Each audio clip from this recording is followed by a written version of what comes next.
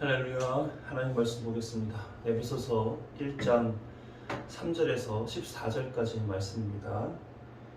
한 목소리로 봉독하시죠. 찬송하리로다. 하나님 곧 우리 주 예수 그리스도의 아버지께서 그리스도 안에서 하늘에 속한 모든 신령한 복을 우리에게 주시되 곧 창세전에 그리스도 안에서 우리를 택하사 우리로 사랑 안에서 그 앞에 거룩하고 흠이 없게 하시려고 그 기쁘신 뜻대로 우리를 예정하사 예수 그리스도로 말미암아 자기의 아들들이 되게 하셨으니 이는 그가 사랑하시는 자 안에서 우리에게 거저 주시는 바 그의 은혜의 영광을 찬송하게 하려는 것이라. 우리는 그리스도 안에서 그의 은혜의 풍성함을 따라 그의 피로 말미암아 속량 곧 죄 사함을 받았느니라. 이는 그가 모든 지혜와 총명을 우리에게 넘치게 하사 그 뜻의 비밀을 우리에게 알리신 것이요 그의 기뻐하심을 따라 그리스도 안에서 때가 찬 경륜을 위하여 예정하신 것이니 하늘에 있는 것이나 땅에 있는 것이 다 그리스도 안에서 통일되게 하려 하심이라. 모든 일을 그의 뜻의 결정대로 일하시는 이의 계획을 따라 우리가 예정을 입어 그 안에서 기업이 되었으니 이는 우리가 그리스도 안에서 전부터 바라던 그의 영광의 찬송이 되게 하려 하심이라. 그 안에서 너희도 진리의 말씀 곧 너희의 구원의 복음을 듣고 그 안에서 또한 믿어 약속의 성령으로 인치심을 받았으니 이는 우리 기업의 보증이 되사 그 얻으신 것을 속량하시고 그의 영광을 찬송하게 하려 하심이라.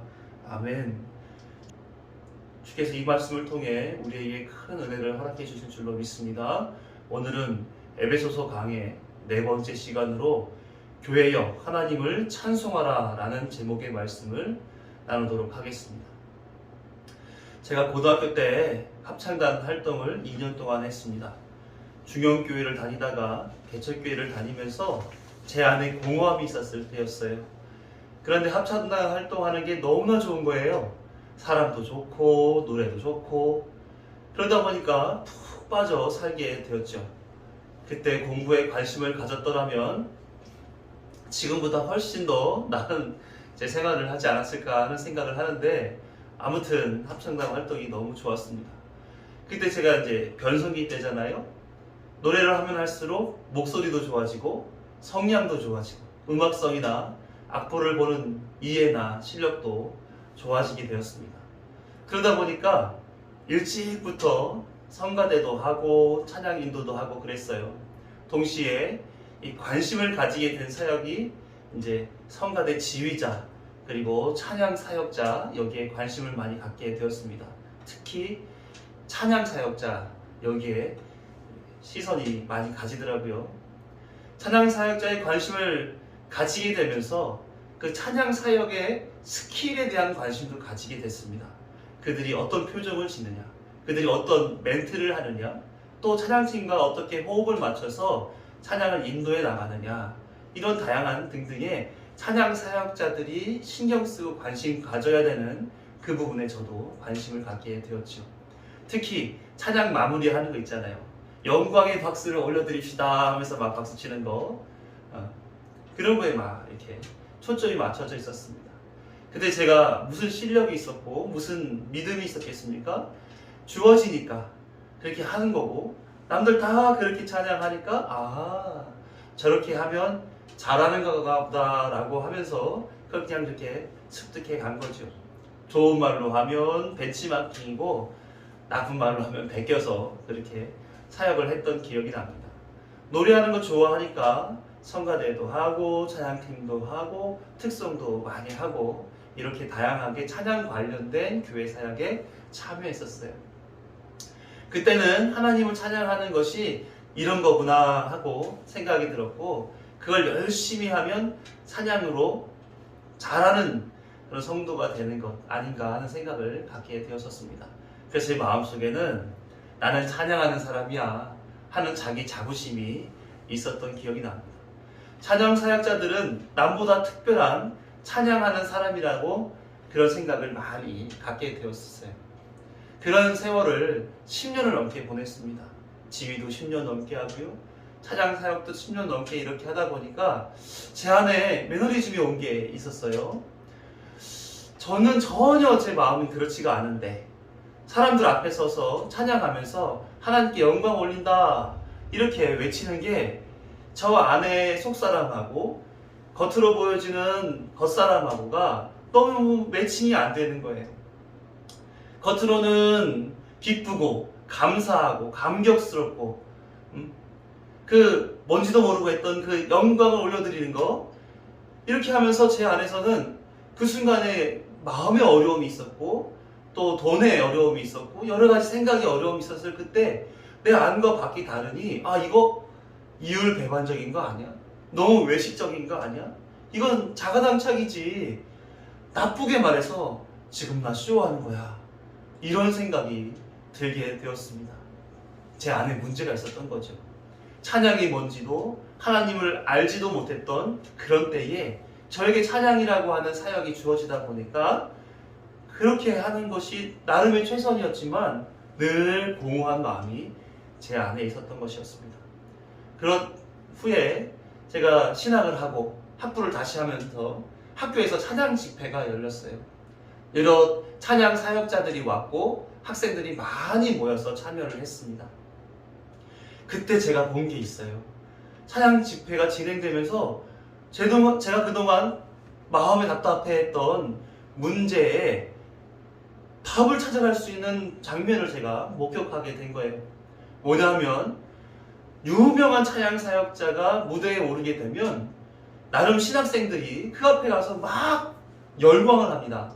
마치 유명 가수가 콘서트를 할 때 우리 젊은이들이 그 앞에 나가서 막 뛰면서 환호하는 거 아시죠? 그런 다음에 별로 유명하지 않은 찬양 사역자가 무대에 오르게 되게 되면 나가 있던 학생들이 다 우르르 자리로 돌아오는 거예요. 2시간 찬양 집회를 하는 동안에 이런 모습이 계속 반복되었습니다. 그러면서 깨닫게 되었죠. 하나님께 찬양하는 것은 동일한데 왜 이런 현상이 나타나지? 왜 다르지? 하나님이 원하시는 찬양이 아니라 저들의 감정이 원하는 대로 그렇게 했던 찬양이었구나. 이건 찬양이 아닐 수 있겠구나 하는 생각을 갖게 됐습니다. 그러면서 성경에서 찬양을 뭐라고 하는지 찾아보게 되었어요. 이후로 찬양 사역에 대한 내용이 좀 달라지게 되었죠. 그 학생들처럼 감정에 휩쓸리고 흔들려서 내가 좋아하는 찬양 사역자가 나오면 환호하고 잘 모르는 사역자가 나왔을 때는 대면대면하는 그런 모습, 이게 아니라 한결같은 찬양, 이걸 할 수 있게끔 되는 그런 자세를 갖게 되었습니다. 여러분은 어떤 찬양을 하고 계십니까? 남들이 하는 찬양에 숟가락 하나 얹어가지고 같이 덩달아 환호하고 감정에 치우쳐서 하는 찬양을 하고 계십니까? 아니면 찬양의 본질을 알고 그 본질에 입각하여 믿음을 드리는 그런 진정성 있는 찬양을 하고 계십니까?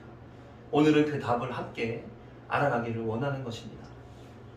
오늘 본문을 보시면 찬양하리로다 하나님, 이렇게 시작을 합니다. 2절에 에베소 교인들에게 편지를 보낼 때에 인사말에서 은혜와 평강이 있기를 축복하였던 것을 봅니다. 처음 시작을 하나님께 찬송하리로다 이렇게 시작하는 것은 은혜로 주어진 일들에 대한 찬송을 하나님께 올려드리자라고 하는 의미에서 이렇게 시작을 했던 거로 이해가 돼요. 그럼 어떻게 그 은혜를 받은 자들이 찬송을 바르게 할 수 있는가? 사도 바울의 가르침을 우리가 한번 보시잔 말이에요. 먼저 구약시대로부터 찬송은 모든 구원받은 백성들이 하나님께 올려드렸던 마땅한 예배의 행위였었습니다. 그렇지 않습니까? 다 알죠? 그래서 시편 148편을 보면 모든 피조물, 즉 유인물을 보시게 되면 거기 제가 굵은 표시를 다 해드렸어요. 천사, 군대, 해, 달, 밝은 별, 용들, 바다 짐승새, 모든 사람들이 하나님께 찬양 드려야 할 것이다 라고 시편 기자는 담아놓고 있습니다. 그 중에 우리 1절과 13, 14절 말씀을 함께 읽어볼게요. 할렐루야, 하늘에서 여호와를 찬양하며 높은 데서 그를 찬양할지어다. 여호와의 이름을 찬양할지어다. 그의 이름이 홀로 높으시며 그의 영광이 땅과 하늘 위에 뛰어나심이로다. 그가 그의 백성의 뿔을 높이셨으니 그는 모든 성도 곧 그를 가까이 하는 백성 이스라엘 자손의 찬양 받을 이시로다. 할렐루야. 특별히 이사야 선지자는 이 시편 기자와 더불어서 더 엄밀하게, 더 직접적으로 이렇게 찬양해야 될 것에 대한 강조하는 메시지를 기록해 놓고 있어요. 이사야 43장 21절 말씀을 보게 되면 이렇게 기록하고 있습니다. 이 백성은 내가 나를 위하여 지었나니 나를 찬송하게 하려 함이니라. 하나님은 피조물들과 성도들에게 찬송 받으시기 위해서 창조하셨습니다. 이 하나님의 창조의 원리를 따라 모든 피조물들과 사람들은 그 찬송의 원리를 따라서 하나님 뜻 안에서 하나님은 찬송하기를 바라시고 계시고 또 그 뜻 안에서 존재하기를 바라고 계신 거예요.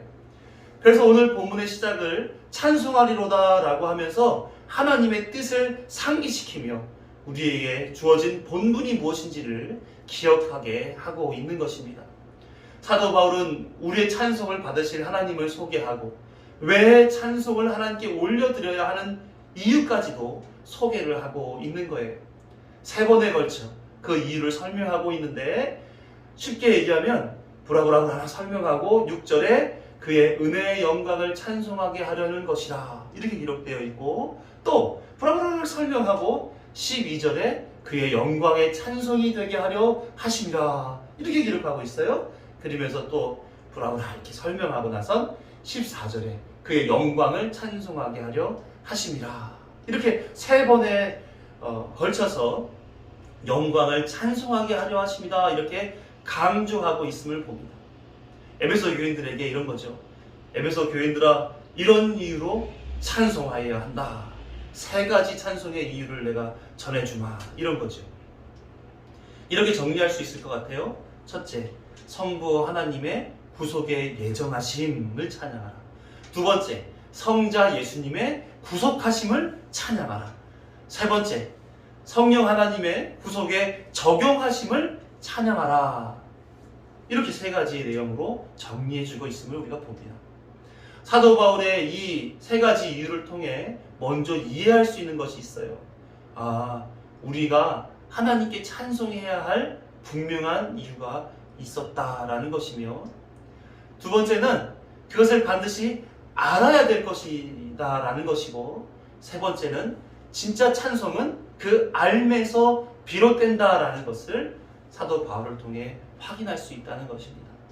그러므로 우리가 하나님의 뜻대로 찬송하는 성도로 살고자 한다면 사도 바울의 설명을 따라 찬송할 대상과 내용을 분명히 알아서 우리는 이러한 이유로 찬송해야 되는 사람들이야. 이 내용을 알고 찬송을 해서 분명한 찬송의 그 이유, 영광스러움을 함께 올려드려야 되는 거야. 그 찬송의 기쁨을 누려야 할 필요가 있는 것입니다. 자, 이제 3가지를 좀 확인해 보려고 그래요. 구체적인 내용은 계속해서 강의 안에서 우리가 확인할 수가 있을 텐데 오늘은 큰 틀 안에서 찬양의 이유를 좀 알아보시자고요. 첫 번째로 성부 하나님의 구속의 예정을 찬송하고 있습니다. 다음 시간에 예정에 대해서 알아볼 텐데 잠깐 언급하고 넘어가도록 하겠습니다. 예정이란 말은 미리 정해놨다는 말입니다.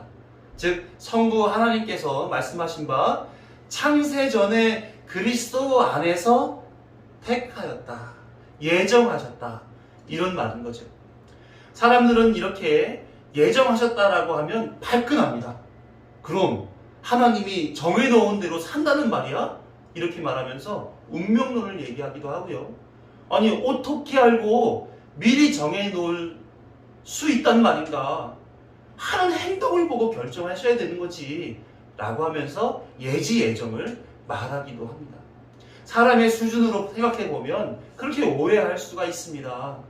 사람은 하나님 정도의 이해를 가지고 있지 못하기 때문에 사람의 생각엔 한계가 있어서 자신들이 이해할 수 있는 그 이상의 이해를 요구한다면 받아들이지를 않거든요.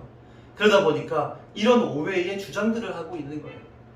사람이 기계적으로 정해진 삶을 살아가게 되어 있다고? 또 어떻게 사람의 미래를 미리 알 수 있어? 이렇게 반문하면서 오해를 계속 만들어 갈 수 있는 게 사람입니다.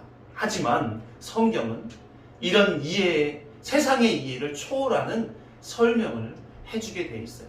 요한계시록 22장 13절을 보게 되면 예수님이 자신을 이렇게 소개합니다. 나는 알파와 오메가요, 처음과 마지막이요, 시작과 마침이라.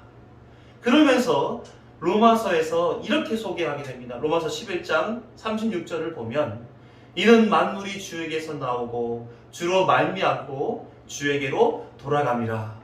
그렇게 그에게 영광이 세세에 있을지어다. 아멘. 시작으로부터 끝에 이르기까지 다 하나님께로부터 이루어진 일인 것을 증거하고 있어요. 성경은 그걸 증거합니다. 창조, 구원, 재창조, 새하늘과 새 땅 등등의 모든 처음부터 끝까지 되어진 일들을 다 하나님께로부터 기인된 것이다 라고 가르쳐주고 있는 것입니다. 성경은 이 모든 일들을 소개해주고 있는 책입니다. 모든 것을 알고 계신 전지전능한 하나님께서 이미 예정 택하셨다라는 것이 성경의 소개인 거예요. 이 택하셨다라고 하는 말은 엘셀렉사토라고 하는 단어인데요. 이게 그냥 택해줬다라고 하는 의미가 아니라 나를 위해 택했다라고 하는 의미가 거기에 담겨져 있습니다. 그러니까 하나님은 찬송하며 살 사람들을 당신을 스스로를 위하여 택했다는 것입니다.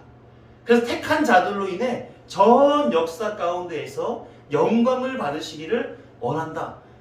그러니까 내가 택한 백성이 나에게 영광을 올려드리는 그런 자연스러운 현상, 그런 현상을 통해 나는 하나님이야, 나는 영광스러운 존재야 라고 하는 것을 하나님은 즐기시겠다라고 하는 것이죠. 그래서 운명론적으로 또 기계적으로 혹 사람의 행위를 확인하시고 영광을 받으시는 식이 아닌 거예요. 기계적으로 영광을 받으신다 그러면 굳이 자유의지를 가진 사람을 만들어낼 필요가 없습니다. 사람의 행위를 보면서 그때그때 얘는 구원해야 되겠는데 나한테 영광을 잘 올리잖아, 그렇게 판단하신다면 전지전능한 하나님이시라고 말씀할 수가 없는 거지요. 좀 더 생각해 보자고요. 우리가 하나님께서 그렇게 해 놓으신 이유에 대해서 좀 더 생각해 볼 필요가 있습니다. 구속이 왜 필요한가요? 사람들에게 구속이 필요한 상황이 놓여져 있다라고 하는 전제를 구속이 필요함에서 알 수가 있잖아요.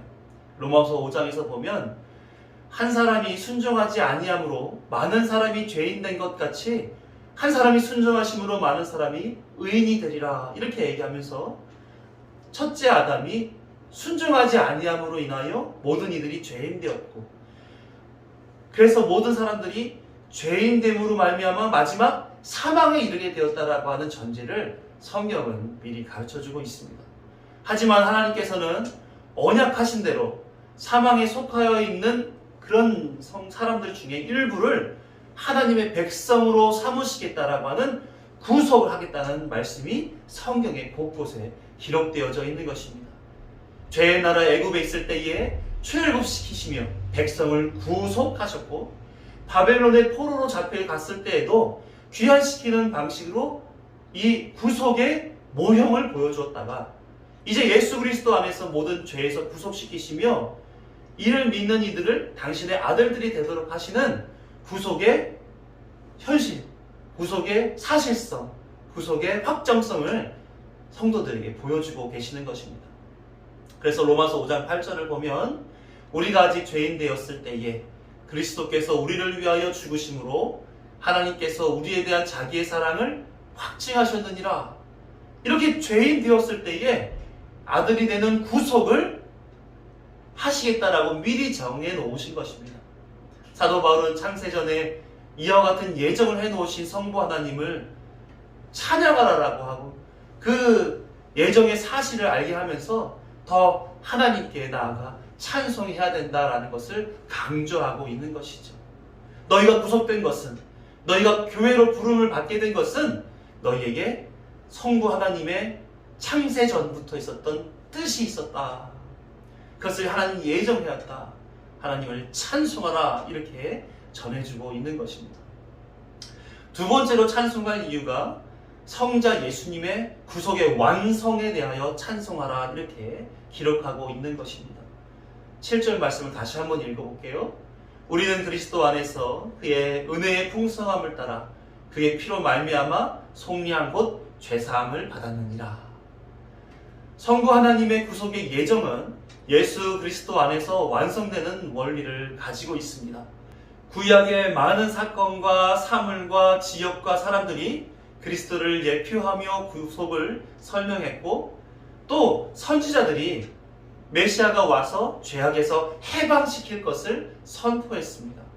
제자들 앞에 선 예수님께서는 이렇게까지 말씀하셨어요. 누가복음 24장 44, 45절 또 46에 47절 보시면, 또 이르시되 내가 너희와 함께 있을 때에 너희에게 말한 바 곧 모세의 율법과 선지자의 글과 시편에 나를 가리켜 기록된 모든 것이 이루어져야 하리라 한 말이 이것이라 하시고, 이에 그들의 마음을 열어 성경을 깨닫게 하시고, 구약 성경에 대한 모든 말씀을 한마디로 뭐라고 정리하셨냐? 나를 가리켜 기록된 모든 것이라고 말씀하셨습니다. 한 걸음 더 나아가서 46, 47절을 보시면, 또 이르시되 이같이 그리스도가 고난을 받고 제3일에 죽은 자 가운데서 살아날 것과 또 그의 이름으로 죄사함을 받게 하는 회개가 예루살렘에서 시작하여 모든 족속에게 전파될 것이 기록되었으니, 죄사함을 받는 회개에 이르도록 하나님께서 행하셨던 구속의 경륜은 그리스도 안에서 그리스도의 피로 말미암아 속량 곧 죄사함을 받는 일이다 이렇게 말씀하고 있습니다. 예수를 믿지 않으면, 예수의 구속의 공로에 힘입지 않으면 그 은혜를 입을 수 없고 온전히 찬송하는 자로 설 수 없게 되는 것이죠. 그러므로 스스로 자신을 구원할 수 없는 죄인들에게 그리스도의 구속은 복음이 아닐 수 없는 것입니다. 이것이 하나님께서 예정하신 비밀인 것이죠. 누구에게는 허락되었고 누구에게는 허락되지 않은 비밀, 하나님은 당신이 예정한 이들에게만 지혜와 총명을 주셔서 이 비밀을 알게 해주셨던 것입니다. 사도 바울은 믿음으로 사는 이들이 세상에서 고난을 겪으며 살아가는 동안 하나님의 전신갑주를 입으라고 권면하면서 동시에 하나님께 간구할 것이 있는데 이 비밀의 능력을 의지하라고 권면하고 있습니다. 에베소서 6장 19절 말씀을 보시면, 또 나를 위하여 구할 것은 내게 말씀을 주사 나로 입을 열어 복음의 비밀을 담대히 알리게 하옵소서 할 것이니, 그 말씀 복음을 알게 하시고 담대히 복음을 전하게 하소서. 어떤 복음입니까? 성부 하나님께서 창세전에 예정하신 자들을 위해 성자 예수 그리스도께서 십자가에 피 흘려 구속을 완성하시며 성령 하나님을 통해 예정된 자들에게 구원을 적용시켜 주실 때 오직 믿음에 의하여 그리스도 안에서 구원 얻는다는 그 복음을 담아 주옵소서. 아무리 궁핍하고 고난 가운데 있다 할지라도 그 복음이 나에게, 그리고 나로부터 전해져 듣는 모든 이들에게 마귀의 관계를, 그래서 고난을, 고통을 힘겹게 살아가는 그 고지난 세월을 이기게 살아가게끔 하나님 앞에 의지할 수 있도록 그 말씀을 주십시오. 이렇게 구하라고 하는 거예요. 이런 사람들만이, 이런 성도들만이 모든 순간 구원받은 자로 찬송하며 살 수 있게 된다는 그런 말씀인 것입니다. 사도 바울은 에베소 교인들에게 이 그리스도의 구속의 완성이 여러분에게 주어져 있습니다. 하나님의 비밀의 복음이 여러분에게 주어져 있습니다. 이를 기억하고 찬송하십시오라고 전하고 있는 것이죠.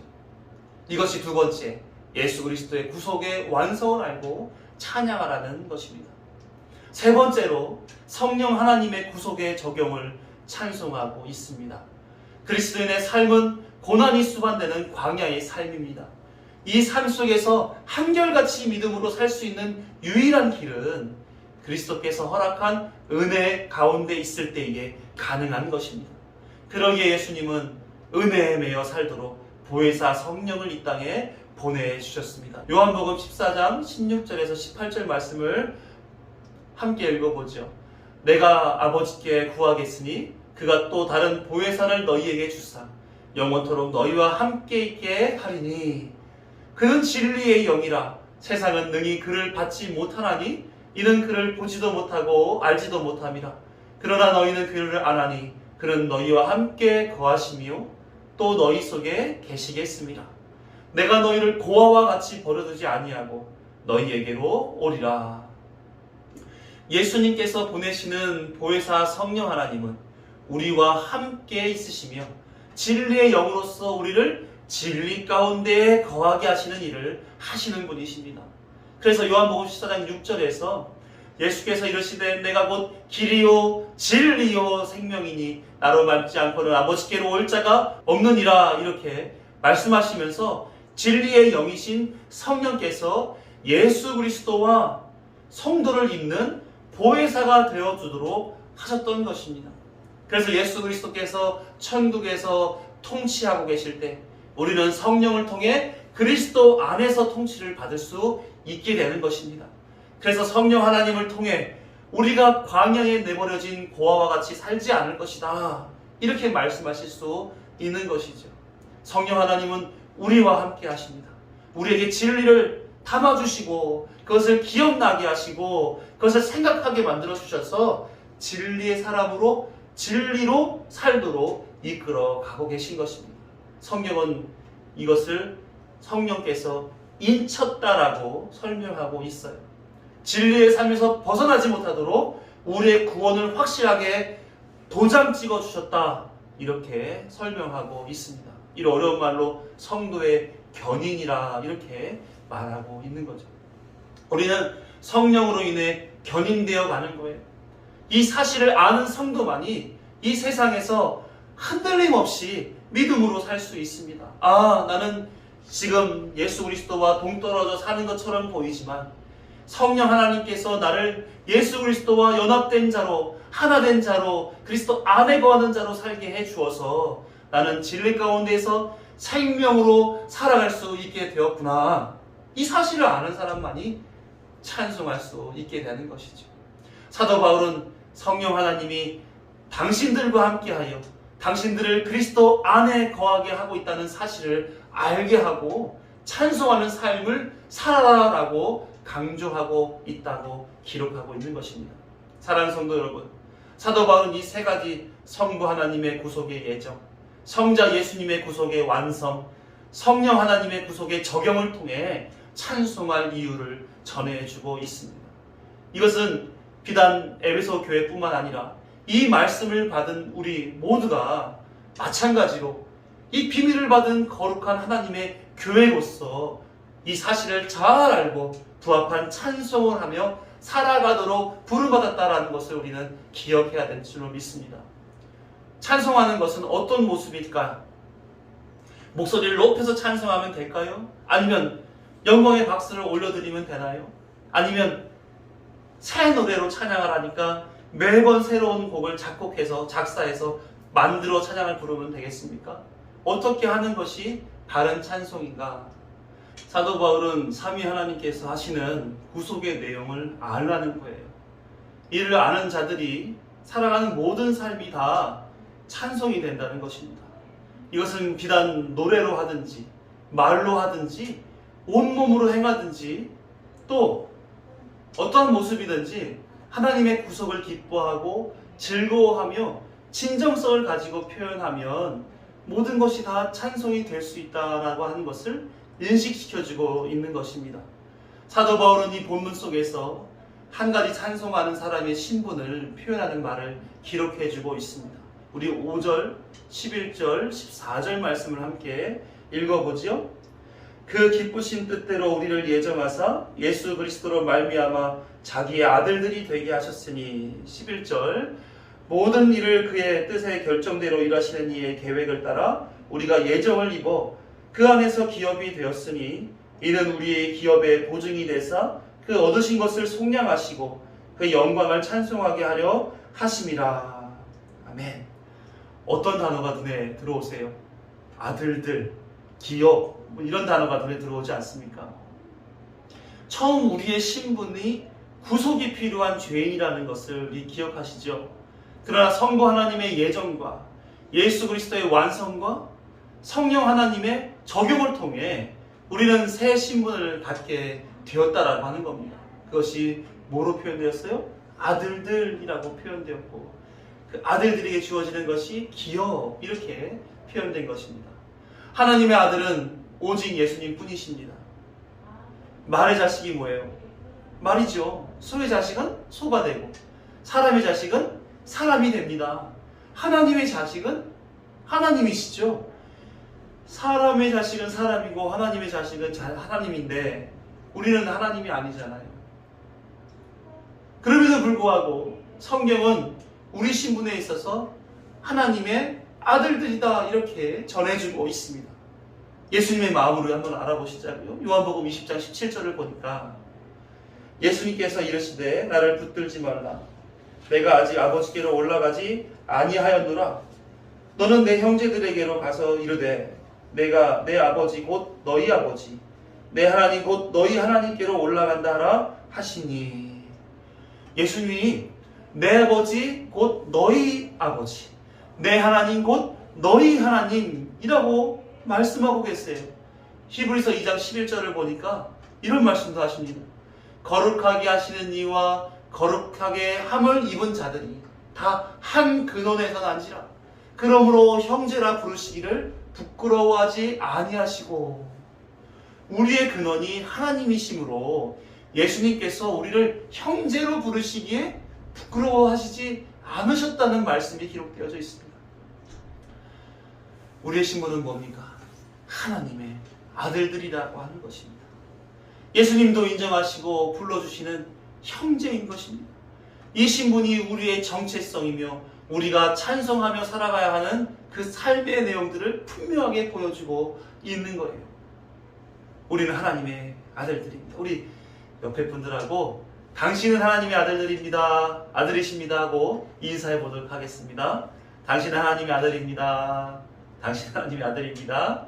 자, 사도 바울은 에베소서 5장 8, 9절에서 이렇게 기록합니다. 너희가 전에는 어둠이더니 이제는 주 안에서 빛이라. 빛의 자녀처럼 행하라.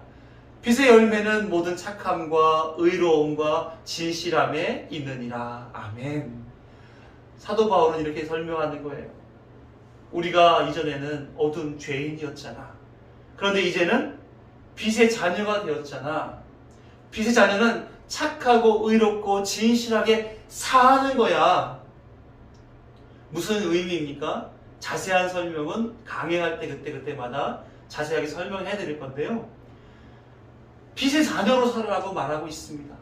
이는 어떤 행위로 빛의 자녀니까 이런 행위를 해야지 빛의 자녀로 인정해 줄 거야가 아니라 본질 자체가 빛의 자녀인 거예요.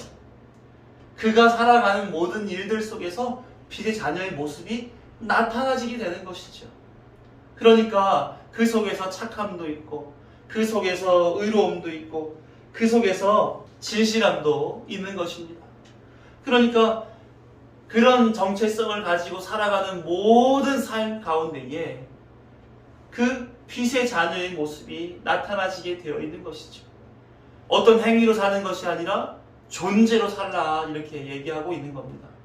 그래서 모든 그의 삶의 내용들을 보며 다른 사람들이 참 그분은 착한 분이야, 참 그분은 의로운 분이야, 참 그분은 진실해, 이렇게 그 사람 한 사람 한 사람의 평가가 이루어질 때 그는 빛의 자녀처럼 살아가고 있는 것이로구나 하는 것을 알 수가 있죠. 최소한 노래하는 것, 그게 찬송의 전부가 되지 않는다라는 것은 우리가 이해할 수 있는 것 같습니다. 더 나아가 이 열매가 하나님을 영화롭게 하는 일이라는 사실을 우리는 잘 알고 있지 않습니까? 그래서 웨스트민스터 소요리 문답 1문에서 사람의 제일 되는 목적이 무엇인가? 하나님을 영화롭게 하고 영원토록 그를 즐거워하는 것이다. 이렇게 설명해 주고 있습니다. 우리는 그렇게 살아가야 되는 거예요. 그게 빛의 자녀처럼 사는 것이요 찬송하며 살아가는 것이다 하는 것입니다. 그래서 우리의 삶이 하나님을 영화롭게 하는 찬양의 삶이 되도록 그를 기뻐하고 그를 즐거워하고 그를 누리며 살아야 해야 되는 것입니다. 이것이 가능하도록 우리 성부 하나님께서 우리를 예정하셨습니다. 우리 성자 예수 그리스도 안에 모아주셨습니다. 그리고 성령 하나님과 함께하는 은혜를 베풀어 주셨습니다. 자신이 하나님의 찬송이 되도록 하나님을 아는 일과 믿는 일에 최선을 다하고 빛의 자녀처럼 또 아들들처럼 하나님의 거룩한 백성으로 살아가는 일에 최선을 다하는 우리가 되어야 할 줄로 믿습니다. 그럴 때 우리의 모든 생각, 마음, 말, 행동 이런 것들이 다 하나님께 찬송이 되어질 줄로 믿습니다. 한결같은 모습으로 이 삼위 일체 되시는 하나님 앞에 찬송하며 그 삶을 내어드리는 거룩한 백성들이 다 되시기를 주의 이름으로 축원합니다. 기도하시겠습니다.